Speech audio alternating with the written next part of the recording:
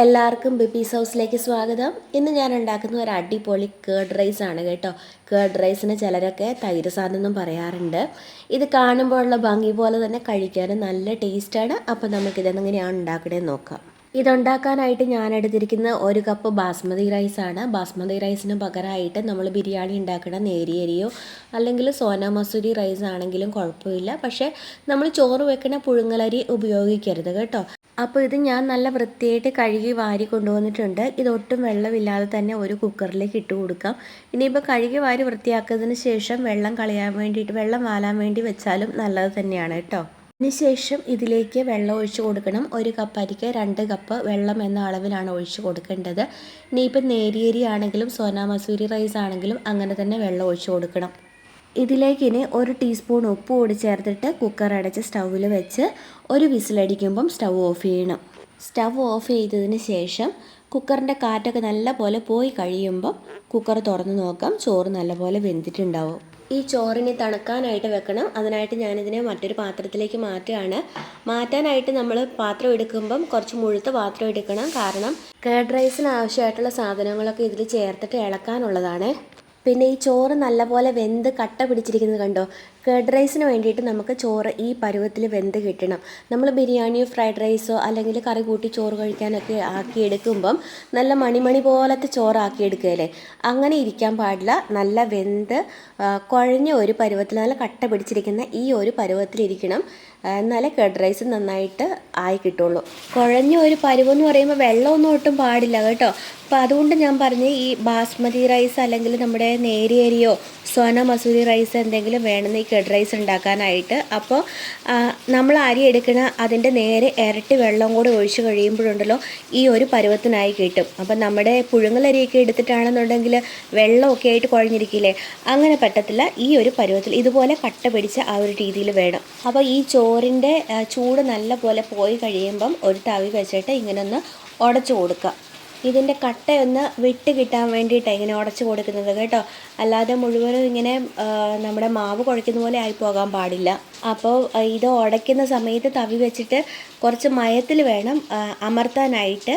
ഒത്തിരി ശക്തി എടുത്തിട്ട് അമർത്തരുത് കേട്ടോ. ഇനി ഇതിലേക്ക് ഞാൻ ഒരു ബൗൾ തൈര് ഒഴിച്ച് കൊടുത്തിട്ട് ഒന്ന് ഇളക്കുകയാണ്. ഈ തൈര് ഇങ്ങനെ ലൂസായിട്ടിരിക്കുന്നത് എന്താണെന്ന് വെച്ച് കഴിഞ്ഞാൽ ഞാനൊരല്പം വെള്ളം ഒഴിച്ചിട്ട് തിളപ്പിച്ച പാല് ഒഴിച്ചതാണ് കേട്ടോ. അതുകൊണ്ടാണ് ഇങ്ങനെ ലൂസായിട്ടിരിക്കുന്നത്. ഇനി കട്ട തൈരാണെങ്കിലും കുഴപ്പമില്ല. ഞാനിപ്പോൾ ചേർത്തിരിക്കുന്നത് കുറച്ച് പുളിയുള്ള തൈരാണ്.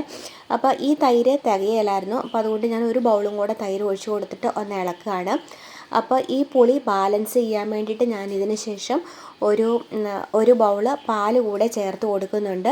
ഇനിയിപ്പം നല്ല കട്ട തൈരാണ്, പാകത്തിന് പുളി എന്ന് വെച്ചാൽ വലിയ പുളിയൊന്നും ഇല്ലാത്ത തൈരാണെന്നുണ്ടെങ്കിൽ ആ തൈരെടുത്ത അതേ ബൗളിലേക്ക് ഒരല്പം വെള്ളം ചേർത്ത് കൊടുത്തിട്ട് ഈ ചോറൊന്ന് ലൂസാക്കി എടുത്താൽ മതി.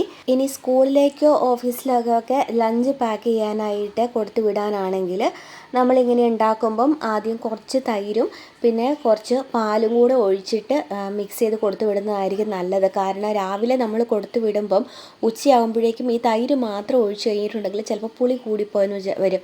അപ്പം കുറച്ച് തൈരും കുറച്ച് പാലും കൂടി ആയി കഴിയുമ്പോൾ ഉച്ച സമയമാകുമ്പോഴേക്കും ആ പുളി ഒന്ന് ബാലൻസ് ചെയ്ത് കിട്ടിക്കോളും. അപ്പോൾ ഇതാ കണ്ടോ, ഈ ഒരു പരുവത്തിലാണ് നമുക്ക് കിട്ടേണ്ടത്. നമ്മൾ കഞ്ഞിയൊക്കെ കുടിക്കുമ്പോൾ ഉള്ള പോലെ അത്രയും ലൂസായി പോകാനും പാടില്ല. എന്നാൽ സ്പൂണ് കൊണ്ട് കോരി കുടിക്കാൻ പറ്റാവുന്ന ഒരു പരുവത്തിലും വേണം.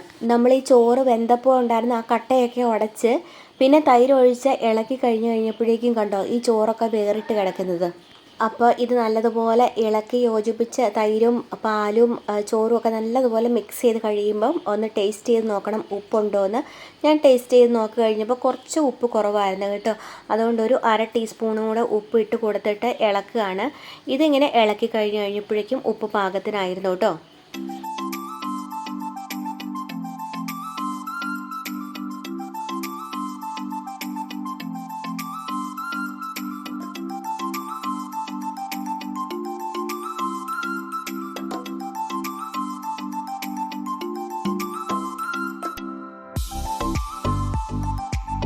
ഇതിനി മാറ്റി വെച്ചിട്ട് ഒരു ചീനച്ചട്ടി സ്റ്റൗവിൽ വെച്ച് ചൂടായ ശേഷം കുറച്ച് എണ്ണ ഒഴിച്ച് കൊടുക്കുക.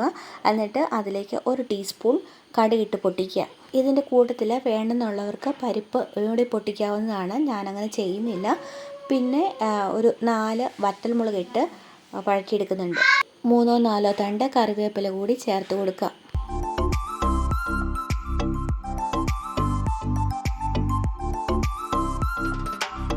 അല്പം കായപ്പൊടി കൂടി ചേർത്ത് കൊടുക്കുന്നുണ്ട് കേട്ടോ.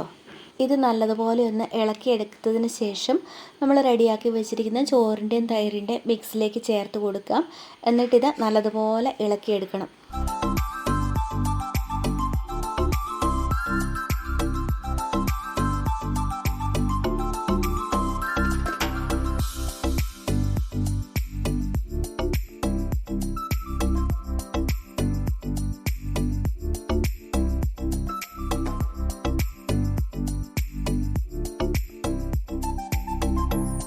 ഞാൻ കുറച്ച് അനാർ പൊളിച്ച് വെച്ചിട്ടുണ്ടായിരുന്നു, അത് കുറച്ച് ഇതിലേക്ക് ചേർത്ത് കൊടുക്കുകയാണേ.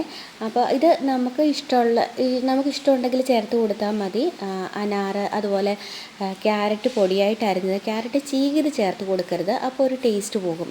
പൊടിയായിട്ട് അരിഞ്ഞ് ചേർത്ത് കൊടുക്കുകയാണെങ്കിൽ അത് കടിക്കുമ്പം ഒരു പ്രത്യേക ടേസ്റ്റ് ഉണ്ടാവും. അതുപോലെ കക്കിരി പൊടിയായിട്ട് അരിഞ്ഞത്, അതൊക്കെ ചേർക്കുകയാണെങ്കിൽ കുറേശ്ശെ ചേർത്ത് കൊടുക്കാവുള്ളേ. പിന്നെ മല്ലിയില താല്പര്യമുള്ളവർക്ക് അതും ചേർത്ത് കൊടുക്കാം. ഇവിടെ ഇതിനുള്ളിൽ മല്ലിയില ചേർത്ത് കഴിഞ്ഞിട്ടുണ്ടെങ്കിൽ മക്കൾക്കൊന്നും ഇഷ്ടപ്പെടുകയില്ല, അതുകൊണ്ട് ഞാൻ ചേർക്കാത്തത് കേട്ടോ. അപ്പോൾ നമ്മുടെ കേർഡ് റൈസ് ഇവിടെ റെഡി ആയിട്ടുണ്ട്. ഇത് നല്ല ടേസ്റ്റാണ് കഴിക്കാനായിട്ട്.